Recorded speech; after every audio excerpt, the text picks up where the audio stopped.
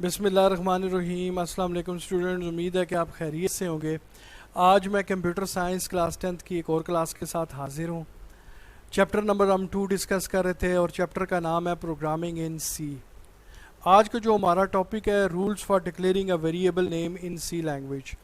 पिछली वीडियो में हमने वेरिएबल्स और कांस्टेंट के मतलब जाना था। आज हम ये जानेंगे कि अगर हमने सी लैंग्वेज में वेरिएबल का नाम डिक्लेयर करना है या वेरिएबल डिक्लेयर करना है तो उसके क्या क्या रूल्स हमें फॉलो करने पड़ेंगे। तो एक दफ़ा आए फिर वेरिएबल्स की डेफिनेशन देखते हैं। वेरिएबल क्या है?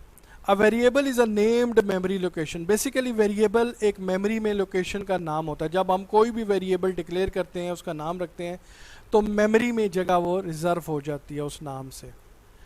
Variable is use to store input data, और हम वेरिएबल्स में कोई भी जो हम इनपुट देते हैं वो वेरिएबल में स्टोर होती है। द वैल्यू ऑफ वेरिएबल में change during the execution of the program. Program के एग्जीक्यूशन के दौरान वेरिएबल की वैल्यू चेंज हो सकती है। The name of variable can not be change. लेकिन याद रखिए कि वेरिएबल का नाम आप तब्दील नहीं कर सकते, कि वेरिएबल की वैल्यू तो चेंज होती रहेगी लेकिन उसका नाम चेंज नहीं होगा। अब हम आते हैं जी रूल्स की तरफ। Rules for specifying a variable name in C language. कि सी लैंग्वेज में अगर आपने वेरिएबल का नाम रखना है तो उसको क्या क्या रूल्स आपको फॉलो करने पड़ेंगे। सबसे पहला रूल क्या है जी? A variable begin with a letter. एक वेरिएबल जो है उसका नाम आप या तो लेटर से स्टार्ट करेंगे और underscore, and may consist of letters, underscore और डिजिट्स। तो वेरिएबल का नाम जो शुरू हो सकता है जी लेटर से, पहला जो उसका हिस्सा होना चाहिए वो लेटर होना चाहिए या अंडरस्कोर। और वेरिएबल नेम कम्बिनेशन बन सकता है लेटर्स का, अंडरस्कोर का और डिजिट्स का।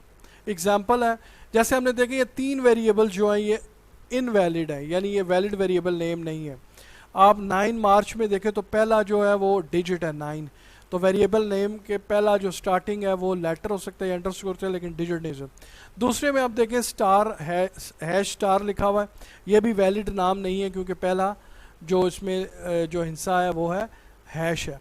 और दूसरे में भी आप देखें 4kg, इसमें जो वेरिएबल का नाम स्टार्ट हो रहा है वो डिजिट से स्टार्ट हो रहा है। हमेशा याद रखें वेरिएबल का नेम लेटर से या अंडरस्कोर से स्टार्ट होगा। द अंडरस्कोर में भी use to improve the readability of the variable name. अब अंडरस्कोर का एक और फ़ायदा ये है कि अगर आप वेरिएबल नाम के अंदर या वेरिएबल के नेम के अंदर अंडरस्कोर को यूज़ करते हैं तो उससे रीडेबिलिटी, उस लफ्ज़ को जो वेरिएबल का नाम रखते हैं उसकी रीडेबिलिटी, उसकी पढ़ने की जो सलाहियत है वो बढ़ जाती है। हम उसको आसानी से पढ़ सकते हैं। जैसे मिसाल के तौर पर ओवर टाइम। अब ओवर टाइम के दरमियान, ओवर और टाइम के दरमियान हमने अंडरस्कोर का साइन यूज़ किया है, तो इससे क्या होगा, इसकी रीडेबिलिटी हमें ओवर टाइम पढ़ने में आसानी हो रही है।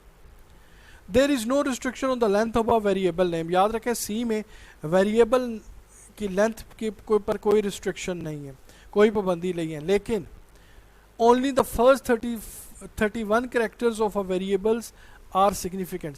याद रखें सी लैंग्वेज में अगर आप एक वेरिएबल के नाम में फ़र्ज़ करें कि आप 50 कैरेक्टर का नाम रखते हैं तो सी लैंग्वेज पहले जो 31 कैरेक्टर्स हैं उनको पढ़ेगा और उसी से उसका नाम डिटरमिन करेगा।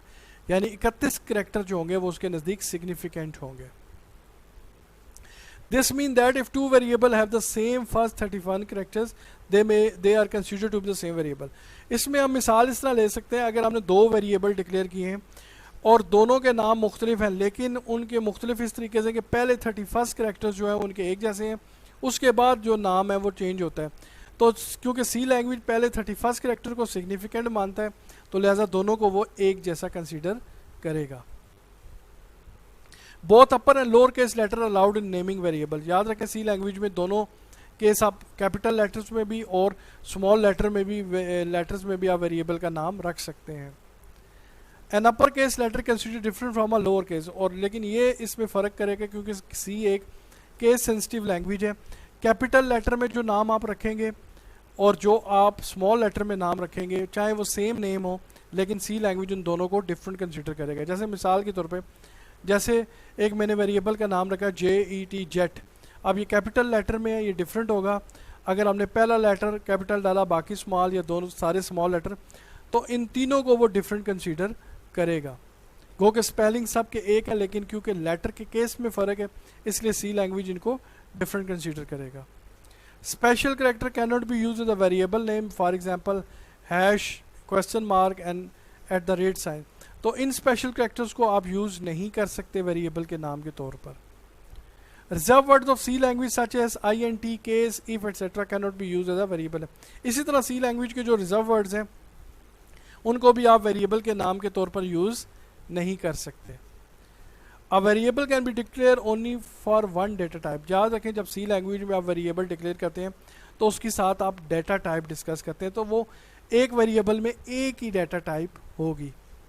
There must be no embedded blank in the name of variable. याद रखें कि जब भी आप वेरिएबल नेम डिक्लेयर करते हैं, कोई भी वेरिएबल नेम रखते हैं, तो उसके दरमियान आप स्पेस नहीं दे सकते। एग्जाम्पल के तौर पर जैसे TOSS है, अब TO और इसके बाद आपने स्पेस दे दी तो ये वेरिएबल नेम करेक्ट नहीं होगा, क्योंकि वेरिएबल नेम के दरमियान जो है वो स्पेस नहीं आनी चाहिए। तो ये चंद रूल थे जो कि सी लैंग्वेज में आपने जब भी वेरिएबल का नाम रखना है तो इनको मद्देनज़र रखना है। और उम्मीद है स्टूडेंट आपको मेरी ये वीडियो पसंद आई होगी, और मैं हमेशा आपसे रिक्वेस्ट करता हूँ हमारे चैनल लीडर्स नॉलेज आपको लाजमी सब्सक्राइब करें और लाइक करें, और नीचे जो बेल का आइकन दिया हुआ है उसको लाजमी प्रेस करें। इसका फ़ायदा ये होगा कि हमारी हर आने वाली नई वीडियो के मुतालिक आपको नोटिफिकेशन मिलता रहेगा। तो तब तक के लिए इजाज़त दीजिएगा जी, अल्लाह हाफिज़।